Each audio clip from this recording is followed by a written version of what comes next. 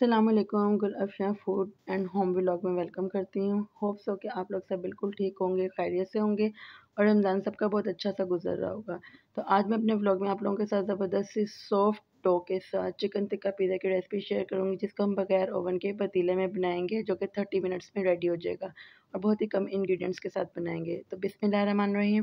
یہاں پہ میں نے لیا ہے ایک باؤل اور اس میں نیم گرم ہاف کپ پانی لیا ہے اور اس میں 1 ٹیبل اسپون شوگر ایڈ کیا ہے۔ جب شوگر اچھے سے مکس ہو جائے گی تو اس کے بعد ہم اس میں یسٹ یوز کریں گے۔ یہ جو آپ کے پاس یسٹ ہے، آپ نے 1 ٹیبل اسپون ڈالنا ہے۔ یہ ساشے آرام سے مارکیٹ میں آپ کو کھلے مل جائیں گے۔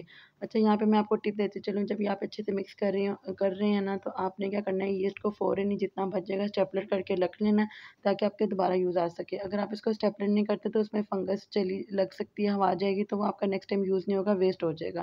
تو آپ نے ضرور اس کو اسٹیپلر کر کے سنبھال کے رکھنا ہے۔ یہاں پہ میں نے مکس کرنے کے بعد 15 منٹ کے لیے ڈھک کے رکھ دیا۔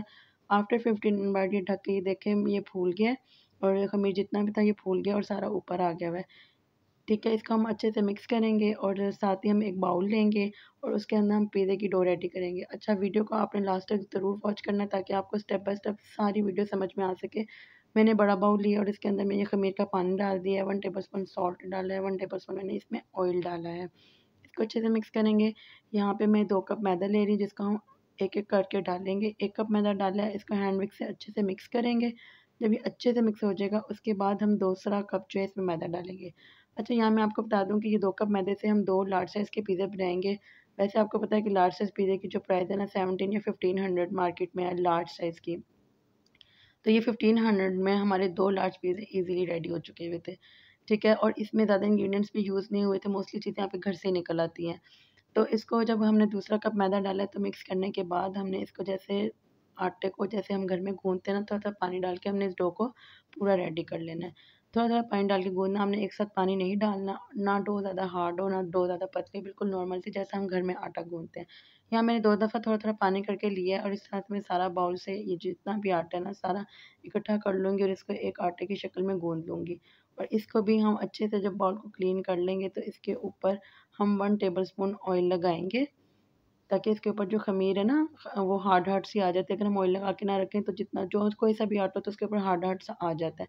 تو اس سے بچنے کے لیے ہم اس کے اوپر 1 ٹیبل اسپون آئل لگائیں گے اور اس کو اچھے سے گریس کریں گے اور باؤل کے سائڈ کے بھی اچھے سے آئل سے گریس کر لیں گے، تاکہ جو ہماری ڈو جب پھولے تو وہ سائڈ پہ لگ جائے اور چپکے تو ایزیلی آسانی سے جب ہم گوندیں تو مکس ہو سکے۔ تو یہ باؤل کے سائڈ پہ بھی میں نے گریس کر لیا ہے اور آٹے پہ بھی مل دیا ہے۔ تو اس کو ہم 30 منٹس کے لیے ڈھک کے رکھ دیں گے۔ جب تک یہ ڈھک کے رکھیں گے اتنی دیر میں ہم باقی پیزے کی پریپریشن ریڈی کر لیں گے۔ تو یہاں پہ دیکھیں میں نے پیزا سوس میرے پاس نہیں تھی تو میں نے بچت یہی کی کہ کیچپ لی اور اس کے اندر میں نے ریڈ فلیکس ایڈ کر دی تو یہ پیزا سوس ریڈی ہوگی۔ اگر آپ بہت زیادہ اسپائسی کھانا چاہتے ہیں تو آپ اس میں جو ہے ریڈ فلیکس مزید ایڈ کر سکتے ہیں اور گارلک پاؤڈر بھی ایڈ کر سکتے ہیں۔ اور اگر آپ پیزا سوس اس طرح کی نہیں لینا چاہتے تو آپ نیشنل والوں کی چلی گارلک سوس بھی یہاں پہ یوز کر سکتے ہیں۔ اچھا، 2 پیزے کے لیے میں نے 1 کیپسیکم لیا، 1 اونین لیا، 1 ٹومیٹو لیا اور بریک سلائس میں اس کو کٹ کر لیا، گول گول دیکھیں بہت بری کٹ کیا، تاکہ جب ہم نے اس کو بیک کرنا ہے تو یہ ایزیلی کر سکے۔ یہاں پہ 2 پیزے کے لیے میں نے 250 گرام چکن لیا ہے۔ 2 لارج سائز کے پیزے بنیں گے اور ایزیلی چکن ان میں پورا ہو جائے گا۔ تو اس کو آپ بریک اسٹرپ میں کاٹ لیں، کیوبس میں کاٹ لیں، چنکس میں کاٹ لیں، آپ پہ ڈپینڈ کرتا ہے، لیکن زیادہ بڑے سلائس میں آپ نے نہیں کاٹنا، پھر وہ پیزے کے اوپر اتنے موٹے موٹے جو چکن پیس ہے نا وہ اچھے نہیں لگتے ہیں اور ان میں پھر جب آپ کوک کریں گے تو ان میں پھر مسالہ بھی اچھے سے ابزرو نہیں ہوگا۔ تو آپ نے نہ زیادہ بریک کاٹنا نہ زیادہ موٹے، بس نارمل سائز کے آپ نے چنکس ریڈی کرنے ہیں۔ اب ہم مسالہ ریڈی کریں گے تو اس کے لیے یہاں پہ میں نے 4 to 5 ٹیبل اسپون ایک پین میں آئل لیا اور اس میں نے چکن ڈال دیا۔ اچھا، یہاں ایک اور ٹپ دیتی ہوں، جب آپ آئل میں چکن ڈالتے ہیں تو آپ کو پتہ ہے کہ جیسے ہم چکن ڈالتے ہیں تو وہ نیچے سے لگنا شروع ہو جاتا ہے چکن فوراً آئل میں ڈالتے ساتھ۔ تو آپ نے کیا کرنا ہے جب آپ چکن کو ڈالیں گے نا تو بالکل میڈیم فلیم رکھنا ہے اور ساتھ ساتھ چمچ لانا ہے تاکہ چکن جو ہے نیچے لگے نا۔ جیسے ہی چکن اپنا کلر چینج کرے گا، پانی چھوڑے گا، تو ہم اس میں باقی انگریڈینٹس ایڈ کریں گے۔ چکن کو آپ نے اچھا سا کر لینا ہے تاکہ اسمیل نہ آئے۔ 1 ٹیبل اسپون یہاں پہ میں نے 1 ٹیبل اسپون میں نے گارلک پاؤڈر ایڈ کیا ہے، 1 ٹیبل اسپون میں نے تکا مسالہ ایڈ کیا ہے، 1 پنچ میں نے سالٹ ایڈ کیا ہے، ہلدی ایڈ کیا ہے، 1 ٹیبل اسپون میں نے اس میں سالٹ ایڈ کیا تھا۔ اس کو ہم اچھے سے مکس کر لیں گے और 1 टेबल स्पून मैंने इसमें अच्छे से सब चीज़ें मिक्स किया, 1 टेबल स्पून टिक्का ऐड किया, लेकिन मैंने इसमें चिली पाउडर और रेड फ्लेक्स ऐड नहीं किए, क्योंकि जब हम टिक्का मसाला डाल देते हैं तो वो ऑलरेडी इतना स्पाइसी होता है कि अच्छा सा फ्लेवर इसमें आ जाता है, आपको मज़ीद डालने की ज़रूरत नहीं रहती। इसको अच्छे से कुक करेंगे, जब ये अच्छे से चिकन हमारा कुक हो जाएगा और जितना पानी चिकन का वो ड्राई हो जाएगा तो हम इसको डिश आउट कर लेंगे। तो यहाँ मैं आपको बताऊँ कि ये चिकन टिक्का पिज़्ज़ा की रेसिपी है, जो कि 2 पिज़्ज़े हम बना रहे हैं। 2 कप मैदे से लार्ज साइज़ के 2 कप पिज़्ज़ा बना रहे हैं। वीडियो को स्टेप बाय स्टेप मैंने बहुत कोशिश किया कि स्टेप बाय स्टेप आसान तरीकों के साथ आप लोगों को बताऊँ कि जो पहली दफ़ा भी पिज़्ज़ा बना रही है मेरी बहन या जो भी बना रहा है, उसको आसानी से समझ आ सके और ईज़िली अपना पिज़्ज़ा फर्स्ट टाइम में बहुत अच्छा सा कुक कर ले। तो यहाँ पे देखिए चिकन का पानी ड्राई हो चुका हुआ है, ऑयल आ चुका है, तो हम सारा चिकन प्लेट में निकाल लेंगे, ऑयल नहीं निकालेंगे। तो मैंने यहाँ पे मेरे पास ऑलिव्स नहीं थे, मशरूम्स नहीं थे, जो पेपर्स घर में मौजूद थे, सॉसेजेस थे, तो मैंने उनको यूटिलाइज़ किया। 3 सॉसेजेस थे, इनके ऊपर प्लास्टिक था, आपने इसको निकाल लेना प्लास्टिक से और इनको आपने अच्छे से स्लाइस कटिंग कर लेनी है। और जो हमारे पास ऑयल और मसाला बच गया था, उसी के अंदर आपने ये सॉसेजेस को डाल के फ्राई कर लेना है 2 से 3 मिनट में। ये बड़ा अच्छा सा स्पाइसी सा फ्लेवर देंगे, क्रंची हो जाएंगे। मोस्टली लोग जो होते हैं बेक करते हुए जस्ट ऊपर से डाल देते हैं, लेकिन अगर आपको इस तरीके से डालेंगे ना, ये बहुत ज़बरदस्त आपको स्पाइसी और क्रंची टेस्ट देंगे, नमकीन नहीं लगेंगे। यहाँ पे मैं आपको बता दूँ कि मैंने पिज़्ज़ा चीज़ यूज़ किया है। चेडर और मोज़रेला चीज़ मैंने 2 अलग-अलग लेनी पड़नी थी, तो वो महँगी पड़नी थी। तो ये एक नॉर्मल प्राइस की थी और इससे 2 पिज़्ज़े ईज़िली बन जाएँगे और इसके बाद ये बच भी जाएगी। तो इधर दूसरी तरफ मैंने सॉसेजेस निकाल लिए हैं, पैन रेडी किया, ये लार्ज साइज़ का पैन था, ऑयल से ग्रीस कर लिया। तो यहाँ 30 मिनट्स गुज़र चुके हैं। तो इसको ये देखें किस तरह से ये फूल चुकी हुई है और अच्छी सी डबल हो गई हुई है। तो इसको ये देखें हम पंच देंगे और देखेंगे कि हमारी डो कितनी ज़्यादा फ्लफ़ी हो गई है। तो इसको आपने कोई ऑयल या पानी मज़ीद नहीं लगाना, जस्ट जो इसके ऊपर होगा उसी से आपने इसको, जैसे घर में आटा गूँथते हैं, मुक्की देते हैं, 5 से 7 मिनट आपने इसको अच्छे से मुक्की देनी है, ताकि इसमें जितनी हवा है वो निकल जाए और एक जैसा आटा जो हमारा गूँथ जाए। तो 5 से 7 मिनट तक हम इसको मुक्की देंगे और अच्छे से कर लेंगे, इसमें कोई क्रैक्स नहीं आएँगे। ये आपको लग रहा होगा, देखिए कितना अच्छा प्लेन और स्मूथी सा आटा गूँथ चुका हुआ है और इसमें किसी किस्म के क्रैक्स नहीं हैं। ठीक है? ये देखें कितना सॉफ्ट से गूँथ चुकी हुई है, ना पतली है ना हार्ड है और इज़िली ये देखें, ये 2 मैंने बड़ा सा पेड़ा बनाया था और इसमें से मैंने हाफ़ कर लिया। 2 हमारे लार्ज साइज़ के पिज़्ज़े बनेंगे। अभी हम इसको बेल लेंगे अच्छा सा। अभी हम इसको अच्छे से थोड़ा-सा हम अपने मार्बल पे फ्लोर वो लगाएँगे, व्हाइट फ्लोर लगाएँगे और हम बड़ी सारी दरमियानी रोटी बेल लेंगे, ठीक है? और उसके बाद हम जो ग्रीस किया हुआ पैन था, उसके ऊपर हम इसकी सेटिंग करेंगे।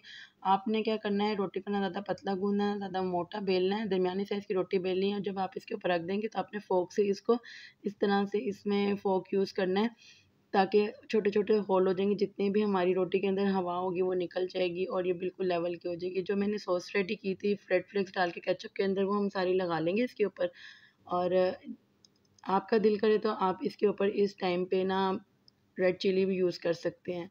लेकिन मुझे लगा था ये पिज़्ज़ा सॉस इनफ़ है, तो उसके बाद आपने इसके ऊपर जो पिज़्ज़ा सॉस है थोड़ी-सी आपने वो डालनी है, ताकि नीचे से भी अच्छी-सी चीज़ का टेस्ट है और ये चिकन आपने सेपरेट करना है। उसके बाद हम इसमें कैप्सिकम लगाएँगे, इसकी टॉपिंग करेंगे चीज़ों के साथ। इस तरह से मैंने ये 2 पिज़्ज़े रेडी किए थे, तो मेरे पास क्योंकि देज का एक था तो मैंने 1 बाय 1 करके बनाए हैं। तो मैं आपको पहला पिज़्ज़ा शो कर रही हूँ। तो ये देखें इस तरह से मैंने 4 कैप्सिकम लगाए हैं, 3 टोमेटो लगाए हैं, 2-3 ऑनियन लगाए हैं साइड पे और ऊपर से हम इसके ऊपर जो बाकी चीज़ें जो ऐड करेंगे, सॉसेजेस जो मैंने फ्राई करके रखे थे वो हम इसमें लगाएँगे।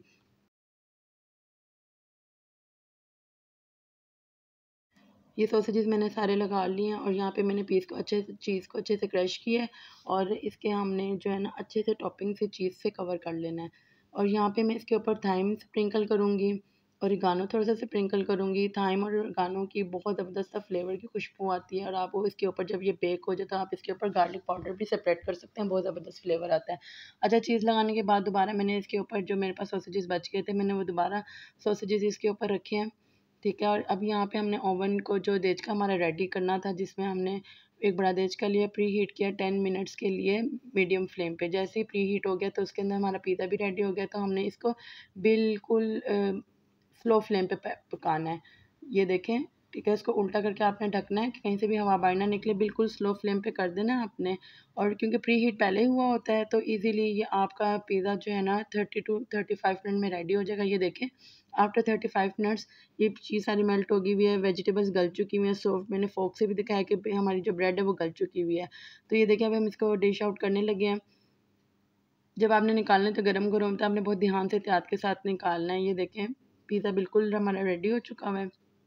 ہر چیز پرفیکٹ لگ رہی ہے، اور بہت ہی آسان انگریڈینٹس کے ساتھ اور بہت ہی آسان ٹپس کے ساتھ میں نے اسٹیپ بائی اسٹیپ آپ کو سمجھانے کی اور بتانے کی کوشش کی ہے۔ ہوپ سو کہ آپ کو میرا یہ ولاگ اچھا لگے پیزا بنانے کا، تو ضرور ایک دفعہ پیزا ٹرائی کیجیے گا، اور کمنٹ میں ضرور بتائیں کہ آپ کو یہ پیزا کیسا لگا ہے۔ اچھا یہ دیکھیں ہمیں کٹنگ کری، آپ یہ دیکھیں جب میں کٹ کری تھی تو پیزا اتنی بریڈ جو تھی، پیزا کی بریڈ وہ اتنی زیادہ سافٹ تھی، فیل ہو رہی تھی کہ یہ پیزا بہت اچھا اور سافٹ سا بنا۔ یہ دیکھیں چیز بھی اچھے سے میلٹ ہو چکی ہوئی ہے۔